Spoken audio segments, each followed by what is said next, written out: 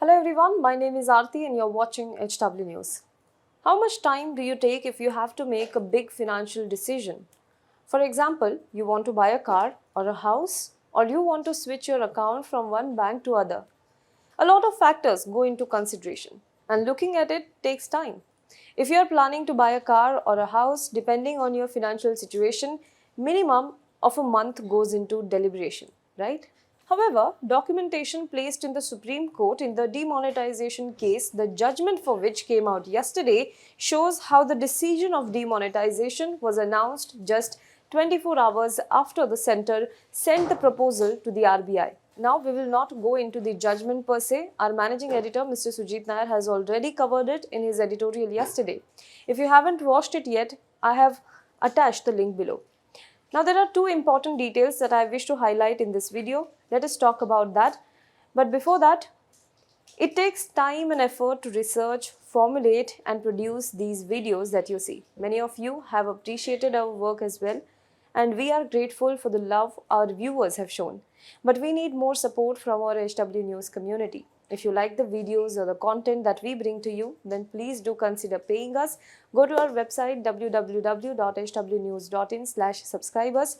Take us the plan that suits your budget and pay us. Because when you pay, you help independent media like us not only survive but also thrive. Now, after almost 6 years of demonetization, the Supreme Court yesterday announced its decision. The 5-judge constitutional bench of the Supreme Court upheld the centre's decision of demonetizing the currency notes of 500 rupees and 1000 rupees from circulation in a 4:1 judgment.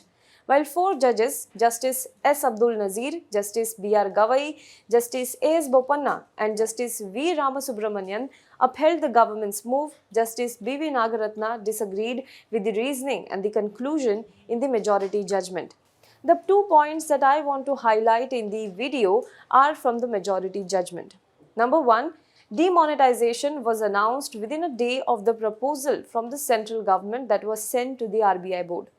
While pronouncing the judgment in the matter, the Supreme Court said that it is only looking into finding whether there was an illegality in the decision-making process, that is, whether the decision makers had understood the law correctly, which regulates the decision-making power, and as to whether the decision-making process is vitiated by irrationality. The petitioners, on the other hand, who had challenged the demonetization decision of the central government, had insisted that unless the letter dated 7th of November 2016, minutes of the meeting of the Central Board dated 8th of November 2016 and the note for the Cabinet meeting dated 8th of November 2016 are considered by the court, it will not be possible for it to satisfy itself as to whether the RBI, while recommending, and central government, while deciding on demonetization, have taken into consideration the relevant factors and eschewed the irrelevant factors. The court scrutinized 3 records. These records, placed before the court, which also find mention in the order, gives us a peek into how the demonetization decision was taken and what transpired in those 2 days. Let's talk about that. 7th of November 2016. On this day, the Secretary of the Department of Economics, Ministry of Finance wrote to the RBI governor about government's decision of demonetization, that is, scrapping of 500 rupees and 1000 rupees currency notes. In its letter, the government shared its concern with regards to infusion of fake Indian currency notes and generation of black money. It also highlighted how the fake currency note infusion is concentrated in 2 high denomination notes of 500 rupees and 1000 rupees. Point number 2. The centre further pointed how cash has become main facilitator of black money, citing 2012 white paper on black money by the Department of Revenue. The letter also mentions the rise of shadow economy, observations made against cash economy by 2-judge SIT, and steps taken by the government to reduce black money. The communication then advised the central board to note the above factors and consider making recommendations. And next, the centre in the letter then requested the RBI to prepare a draft scheme to implement the above in a non-disruptive manner with as little inconvenience to public and business entities as possible. Now let's come to the next date, that is 8th of November 2016.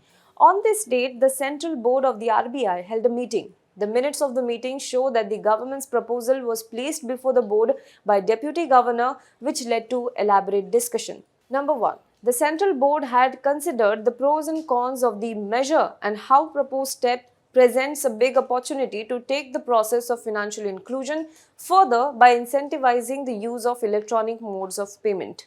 Number 2.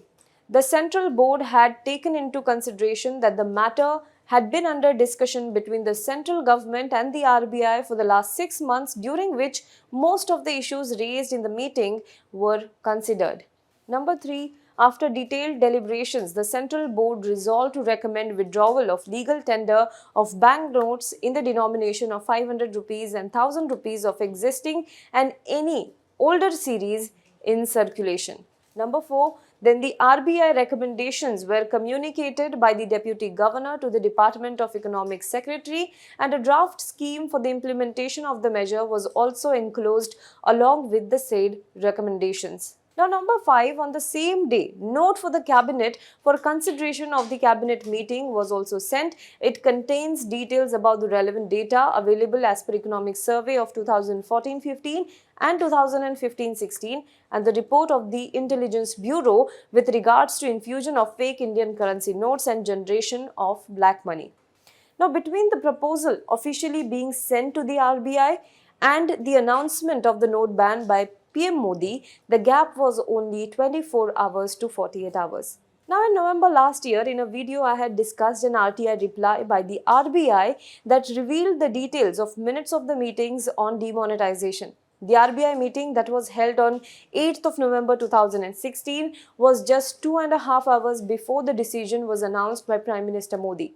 The board, while approved the scheme, it had also raised total 6 objections, and that it had also rejected the justification that note ban exercise would tackle black money and counterfeit notes. Now, another report by the Indian Express quoting high-level sources has said that the RBI board was never in the loop about demonetisation decision. 1 or 2 people in the board would have known. In other RTI reply to the Indian Express, the RBI had also said that in May 2016, the board had discussed about issuing of new 2000 rupees currency notes, but no discussion took place regarding a possible withdrawal of legal tender of 500 rupees and 1000 rupees notes. Same wasn't discussed at subsequent Central Board meetings on July 7th and also on August 11th. Now let's come to highlight number 2. Talking about the issue raised by the petitioners about the hardships faced by the common folks in the weeks following demonetisation, the majority judgment cites a previous precedent and reiterated the quotes. Every noble cause claims its martyr. Now go back to the days of demonetisation. Frantic queues outside banks. People, rich and poor, well, mostly the poor and then the middle class, if I have to put it correctly, waited for hours in the long serpentine lines to exchange the currency notes. Some died by suicide, knowing that their money, the cash that they had saved, had no worth now. Some died as hospitals refused to accept 1000 rupees and 500 rupees notes. In 2018, the centre accepted that 4 people died during the period of demonetisation and that they were compensated as well. But some reports suggest that the death toll is 20 times more than that. One estimate says that more than 100 people have died during this period. A report by the Indian Express lists 33 people who died within a week of demonetisation itself, many of them waiting outside the bank. Some by suicide. Now you might as well remember the counter logic given during these days. If soldiers can wait on borders for hours, why can't you? Can't you stand in line for the country? Well, these people who died, whose deaths are linked to demonetisation, were looked at as collateral damages in the greater good. Now that they are called martyrs. According to definition, martyr is a person who sacrifices something of great value and especially life itself for the sake of principle. Now, did these martyrs believe in the principle for which the demonetisation was done and that it was for the greater good? Well, no one asked them. But now that they are called martyrs, will they get a medal for this supreme sacrifice? Or will the government use their pictures to honour their sacrifice? Do let us know what you think about this in the comment box below. For more news and updates, you can log on to www.hwnews.in. Now be the first to know about the latest updates on our new news app. Go on your Android or iOS, search for HW News Network. Download our app, choose the language you prefer to get updates in, and be up to date with the latest news.